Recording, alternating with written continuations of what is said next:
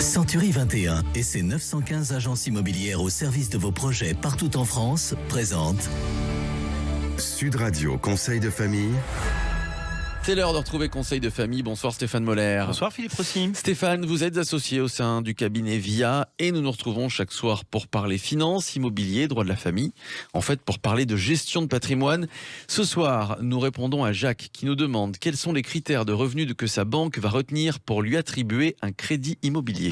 Eh bien, le rôle d'un conseil en gestion de patrimoine est donc aussi d'aider ses clients à évaluer leur capacité à emprunter et à structurer leurs dettes. D'autant plus que depuis 2 ans, le Haut Conseil à la stabilité financière, c'est comme ça que ça s'appelle, a beaucoup resserré les conditions d'octroi de crédit et que, dans le même temps, nous sommes à la veille d'une remontée massive des taux de crédit. Alors, pour commencer, quels sont les critères professionnels qui me permettent de demander un crédit ? Alors, pour les salariés, il suffit d'avoir purgé une période d'essai.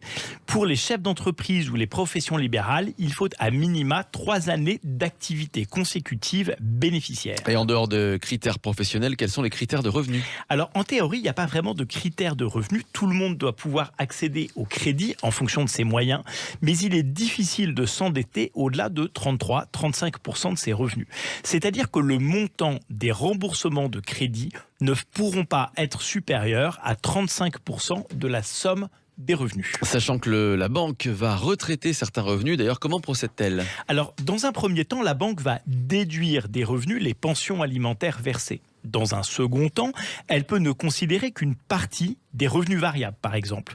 3, elle va pondérer certains revenus, comme par exemple les revenus immobiliers, c'est-à-dire qu'elle va les considérer pour une fraction, sans doute pour la moitié, parfois un peu plus. Dans ces conditions, les 35% de taux d'endettement peuvent être rapidement atteints. Oui, c'est pour ça qu'il faut porter une vraie attention à la façon de monter ces opérations de crédit. Et dans la gestion de patrimoine, la façon dont on gère sa dette est absolument primordiale. À défaut, multiplier les opérations patrimoniales risque de s'en trouver compliqué. Lors d'une prochaine chronique, je vous expliquerai donc pourquoi, contrairement aux idées reçues, il faut s'endetter avec les crédits les plus longs possibles. On a déjà d'ailleurs traité de ce sujet. Et idéalement, veillez à ne pas avoir de crédit conso ou de leasing de voiture qui ampute considérablement les taux d'endettement. Évidemment, ça, c'est dans un monde idéal. Évidemment. Conseil de famille revient demain. À demain, Stéphane. À demain, Philippe. Et vous retrouvez toutes nos chroniques sur le site de l'émission Conseil de famille, conseil avec un s-2-famille.com. Cette chronique à réécouter en podcast sur notre site sudradio.fr et sur la chaîne YouTube de Conseil de famille.